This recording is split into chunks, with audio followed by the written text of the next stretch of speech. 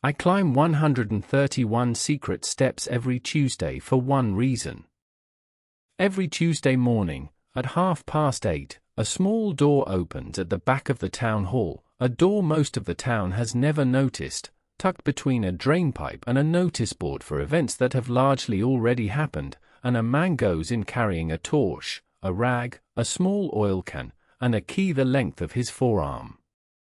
He will climb 131 steps, win 3 great weights up a stone shaft, oil nothing except the 4 places that want oiling, check a pendulum that has been swinging since before his grandfather was born, and climb back down again. The whole business takes a little under an hour. He has done it, at the time of our visit, somewhere over 2,000 times, and he would be the first to tell you, with the mild pride of his kind, that in all those Tuesdays, nothing interesting has ever happened. This is, of course, precisely the point of him. The clock keeps the town's time, the winder keeps the clocks, and between them they have made of Tuesday morning a small, endlessly repeated ceremony of nothing going wrong. We shall climb with him, this particular Tuesday, and take our time about it, because the tower rewards patience and punishes hurry, and because there are few better places in the world to think slow thoughts than the inside of a clock tower on a quiet morning. The first flight of stairs is ordinary enough, municipal stone, a handrail painted the green of all municipal handrails, the walls hung with the framed photographs that accumulate in the backstairs of public buildings, the town hall in 1897, bunting for some jubilee, the town hall in the snow, a mayor with whiskers of tremendous civic authority. The sounds of the building fade below, a telephone, a trolley, the kettle of the planning department, and by the second landing they are gone entirely, replaced by the particular acoustic of towers, which is not silence but a kind of tall, listening stillness, in which every footstep goes up and comes back faintly from above, as if the tower were counting your steps along with you. He counts them himself, out of habit rather than need. 131. It has never been 130, and he sees no reason it should start. At the third landing the stairs give way to ladders, good broad ladders, worn silver smooth on the rungs, and the character of the place changes. This is the tower proper, bare brick, cool in all seasons, laced with the smell that he privately considers one of the great smells available to a working man, and which is composed of stone dust, old timber, clock oil, and time. Clock oil deserves a word of its own. It is a fine, patient oil, made to stay where it is put for years and to creep nowhere, and its faint sweetish smell has soaked so thoroughly into this tower over a century and a half that the brick itself would probably tick if you listened closely enough. Pigeons mutter somewhere above, in the louvers. A thin blade of morning light comes through a slit window and lies across the ladder like something placed there deliberately. Halfway up, he passes the weights. They hang in the middle of the tower in a long shaft of their own, 3 of them, great cylinders of cast iron on wire ropes, each the weight of a very substantial man, descending at their appointed creep down the dim well. One drives the going train, which is the part of the clock that actually keeps time, one drives the striking train, which sounds the hours on the great bell, one drives the quarters, which manage the chimes. All the energy the clock will spend this week, every swing of the pendulum, every stroke of every hour, every quarter chime scattered over the market square at 3 in the morning with nobody awake to hear it but cats and bakers, all of it is stored right here, a simple height. The weights fall, gently, a few feet a day, and the clock lives on their falling. It is a machine powered by Tuesday. He gives the ropes his habitual glance, no fraying, hanging true, running clear of the shaft walls, and climbs on. The clock room, when he unlocks it, receives him the way it always does, with a single, enormous, unhurried sound. Tark! The room is perhaps 12 feet square, boarded underfoot, and the clock movement stands in its center on a cast iron frame painted the deep green of Victorian machinery, all of it, frame, wheels, arbors, bell cranks, built to a scale that makes the visitor smile before he knows why. It is a domestic mantle clock scaled up for a giant, the same wheels, the same logic, the same tick, but the wheels are the size of dinner plates and dustbin lids, the main frame would take for men to lift, and the tick is a physical event. Every 2 seconds the escapement lets the great wheel move one tooth, and the sound of it is not a click but a soft, deep, wooden-hearted knock, the sound of a very large, very calm thing agreeing to proceed. Tak. Between each beat there is room for a whole thought. Tak. It is the least anxious sound in the town. It is worth knowing, as he moves about the room, where all this iron and patience came from, because the clock did not arrive by magic, it arrived by subscription. The story is all in the borough archives, in minute books with marbled covers, how in the 1860s the town, newly prosperous and acutely conscious of the fact, resolved that a town of its standing could no longer be expected to take its time from the parish church, whose clock was old, approximate, and this was said at a public meeting and duly minuted, audible chiefly to those already aware of the hour. A committee was formed, as committees were then formed, of a draper, 2 brewers, a solicitor, and an alderman with opinions about Gothic architecture. Subscriptions were gathered street by street. The great clock-making firms of the day were invited to tender, and their letters are still in the file, written in copperplate on paper that has kept better than most modern varieties, each promising a movement of the first class, fitted with the newest escapement, warranted to keep time within seconds a week in all weathers. The winning tender is there too, with its price, a sum that would then have bought a terrace of houses, and a note in the margin, in the solicitor's hand, recording that the committee found the expense heavy, but proper. Heavy but proper. He has often thought the phrase would do very well over the door of the whole tower. The movement came up from the works by railway, crated in straw, in pieces small enough for men to carry up the very stairs he climbed this morning, the great flat bed of the frame, the wheels nested like a giant's dinner service, the pendulum bob slung on a pole between 2 labourers, to the reported fascination of every child in the town.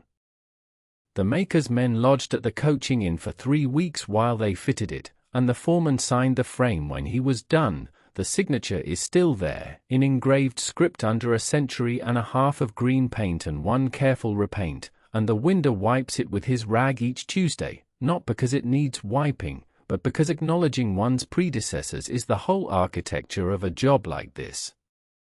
The pendulum hangs below the movement, through a slot in the floor, down into the dimness of the chamber beneath, a rod as long as a man is tall and longer, with a bob of iron at its foot, swinging its slow arc with the gravity of a bishop processing.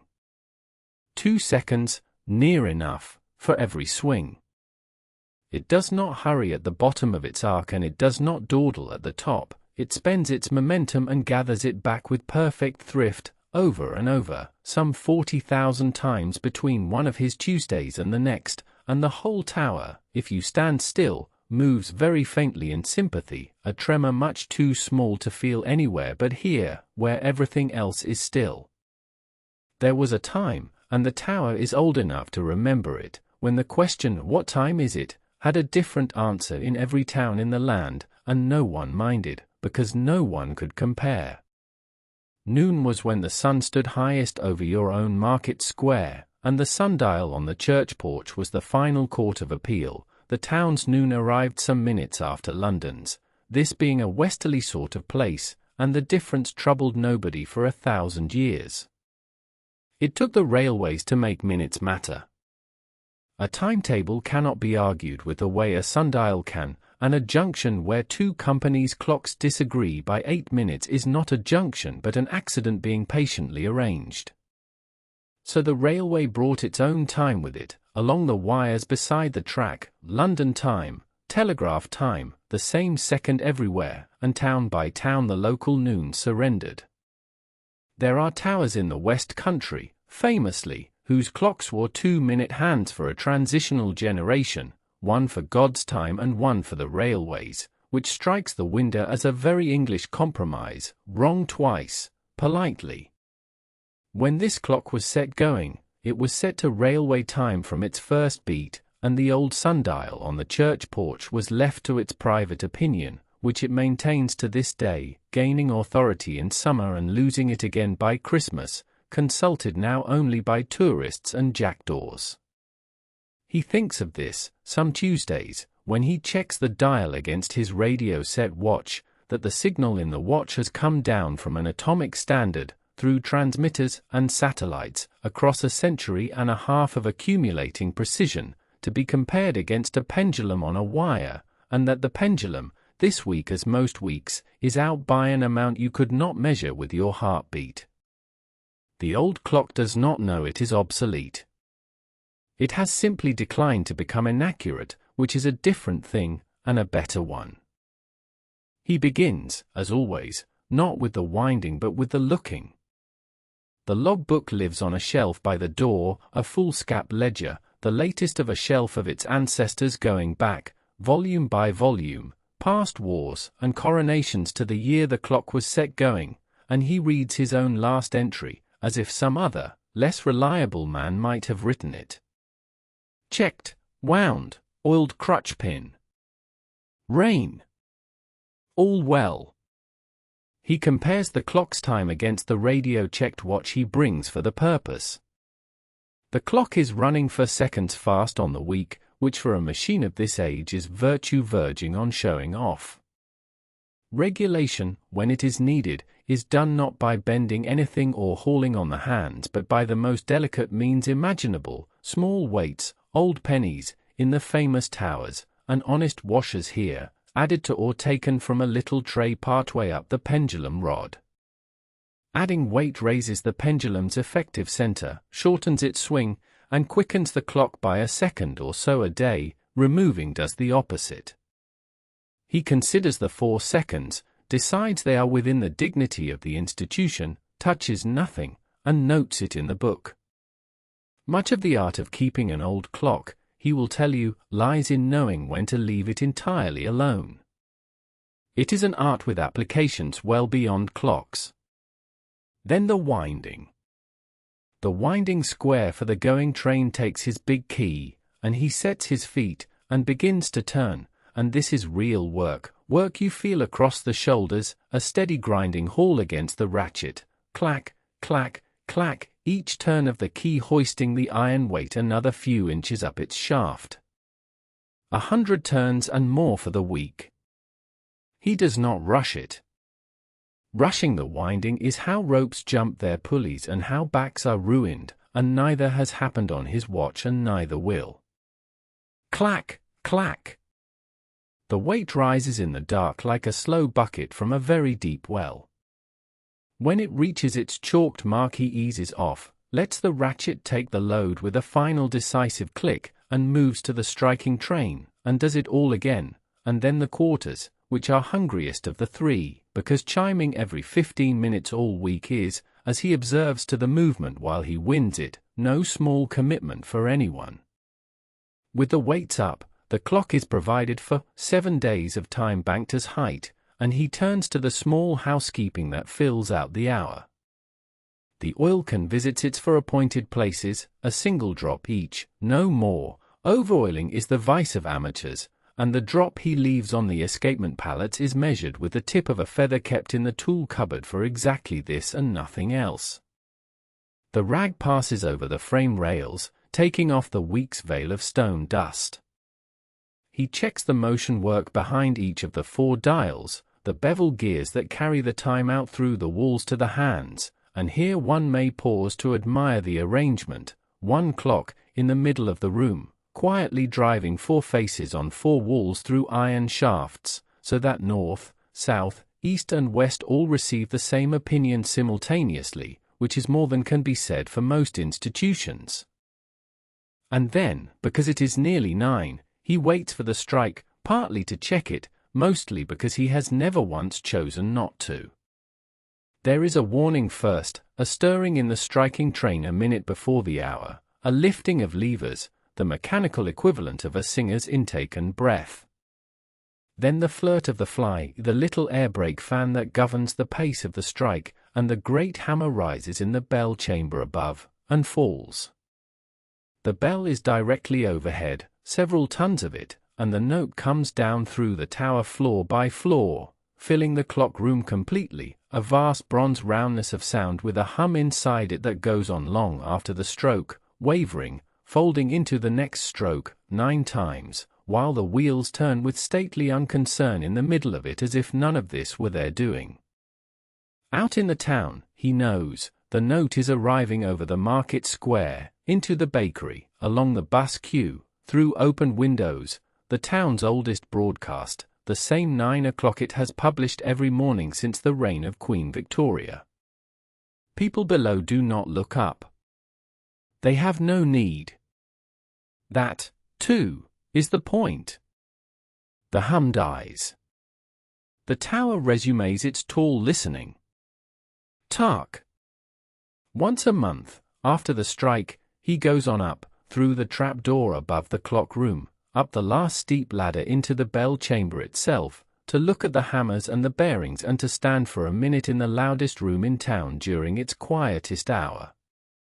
The bells hang in their fixed frame in the half-light of the louvers, the great hour bell in the center with the quarter bells about it like planets, and everything up here is on the bell's own scale. The hammer arms are timber balks a man can sit astride, the springs that lift them would furnish a small cart, and the bell itself, seen close, is less an instrument than a building, a bronze roof you could shelter a dinner party under, its lip a hand's breadth thick, its flank stamped with the founder's name and the date and a motto in Latin that translates, more or less, as I mark the hours, do thou mark thy ways, which he has always felt was rather forward of a bell, but grand, undeniably grand. The pigeons keep to the far louvers, by long negotiation. The wind comes through the slats with a hush that never stops, and the whole chamber smells of bronze and feathers and weathered oak. He checks that each hammer sits clear of its bell, a hammer resting on the bronze would deaden the note to a thud, and the town, though it never looks up, would notice that within the hour, people are deaf to a clock only until it falters. Then he stands at the louvers and looks down through the slats at the roofs of the town, the market awnings, the bus station, the gasworks path, the whole tidy map of it, from the one room that has been quietly announcing the time to all of it, for ways at once, since before anyone below was born. The descent from the bell chamber always feels like coming indoors. He makes his entry in the log, checked, wound, all well. Fine morning. In a hand that has grown over 2,000 Tuesdays, to look rather like his predecessors, which had itself grown to look like the hand before that, the ledger being a place where handwriting converges over generations towards a shared municipal steadiness. He has met his predecessors writing all through the older volumes, and the writing of the man before, who wound through the war years and noted, on one famous page, in the same unexcitable hand as ever, no strike this week by order. Clock going well. The clock has outlasted them all and is expected, with reasonable maintenance, to outlast the present management, a thought he finds not melancholy but deeply restful, in the way that it is restful to carry a small part of something much longer than oneself. 1 hour a week, the tower asks. In exchange, the town gets its time, and he gets the knowledge, rarer than it sounds, of being precisely, provably useful. He was taught the tower, as the tower is always taught, by the man before him. There is no manual, or rather there is, a maker's handbook of 1871 in the cupboard, and it is consulted about as often as a dictionary in a happy marriage, because the real knowledge does not fit in books. It is the knowledge of which stair creaks and which rung is shiny, of exactly how the ratchet sounds when the weight is nearly home, of the half-turn of slack the third dial's motion work has had since the 1960s and will have forever, of how the strike sounds in rain as against frost. His predecessor walked him up these stairs every Tuesday for a year, a long apprenticeship for 1 hour a week, but neither of them ever suggested shortening it, and passed on, along with the keys, the small oral archive of the tower, which Alderman's initials are scratched inside the north dial. Why the fourth weight hook is painted red, nobody knows, it is repainted red anyway, and the story of the great stoppage, which every winder tells his successor and none has ever needed to embellish. It happened before the war. The clock stopped dead at 11 minutes to 3 on a January night, and the town, which never looked up, was at the door of the town hall by breakfast in numbers usually reserved for elections, wanting to know what had happened and, more urgently, when it would be put right. The culprit, discovered after a day of grave mechanical suspicion, was a starling, which had come in through a broken Louvre and lodged itself, with a bird's genius for the inconvenient, in the fly of the striking train. The Louvre was mended, the starling was buried with more ceremony than it perhaps strictly required, wire mesh was fitted throughout, and the town learned, for about a fortnight, that it had a clock winder, and what he was for. He keeps the newspaper cutting in the logbook cupboard, town clock stops, normality restored. He considers it the finest headline ever printed, and privately hopes to earn one like it, in the sense of never doing so. One day, reasonably soon as towers measure things, he will do the teaching himself. There is a niece who climbs with him on the school holidays and has begun, unprompted, to count the steps. She knows the smell of the clock oil and the trick of the trapdoor bolt, and last spring she was permitted, under close supervision and to her enormous and carefully concealed satisfaction, to wind the quarters. The clock, it need hardly be said, noticed nothing. The ratchet clacked, the weight rose, Tuesday was banked as usual. But an institution that plans in centuries must take its recruitment seriously, and the tower has now seen the next hand it will train, as it saw his, for decades ago, when he was the one counting the steps behind an unhurried man with a torch and a rag and a key as long as his forearm. The Tuesdays, of course, are not all this Tuesday. The tower keeps the year as faithfully as it keeps the hour, and the winder has learned its seasons the way a gardener learns soil. In deep winter the climb is done in torchlight and the brick holds a cold that gets into the key, and the oil goes reluctant and slow, and the clock, which was built with a gridiron pendulum, cunningly made of two metals so that expansion in one is cancelled by expansion in the other, sails through the frost losing hardly a second, smugly, while the winder's fingers ache. In high summer the clock room is warm as an airing cupboard and smells more strongly of its oil, and swifts scream round the tower top in the evenings, and the 4 dials blaze at sunset one after another, west first, like windows in a lighthouse. In autumn the tower fills with the sound of rain on the louvers, a vast soft drumming, and the strike goes out muffled into the fog and comes back off the gasworks a half-second late, so that the clock briefly appears to be answering itself. And twice a year comes the ceremony he privately ranks above the mayor making, the changing of the hour, when the nation's clocks leap or fall back and the tower must be persuaded to agree. Springtime is easy, the clock is stopped for exactly an hour, by the gentlest of interventions, and released to resume its beat 60 minutes wiser. Autumn is the same trick at the other end of the night. Both are done at an hour when only the cats are abroad, and both are entered in the log in the same words his predecessors used, altered to summer time. Clock going well. There is a pleasure, hard to explain and not worth explaining, in writing a sentence that has been true in that room for over 100 years.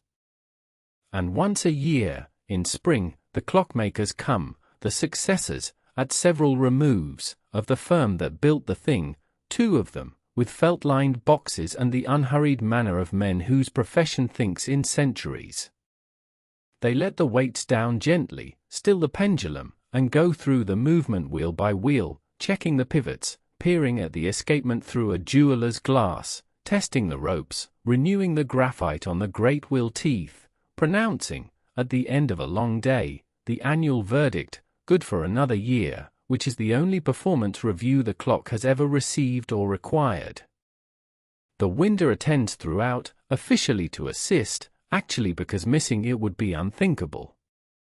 It was at one of these visits, years ago, that the senior of the two men, easing a plate back into place, delivered the sentence the winder has since adopted as a complete philosophy of maintenance and, on his better days, of everything else, nothing wants replacing. The man said, it only wants looking after. He gathers the torch, the rag, the oil can and the key. At the door he does what he always does, stands one moment more in the brick-cool dimness, in the smell of oil and thyme, and lets the room have the last word. Tark! Down the ladders, past the descending weights, already, imperceptibly, lower than he left them, already spending Tuesday, down the 131 steps, past the whiskered mares, and out through the unnoticed door into the market square, where the whole town is going about its morning under 4 clock faces that all agree, and nobody looks up, and everything, as the ledger has recorded for 150 years, is well.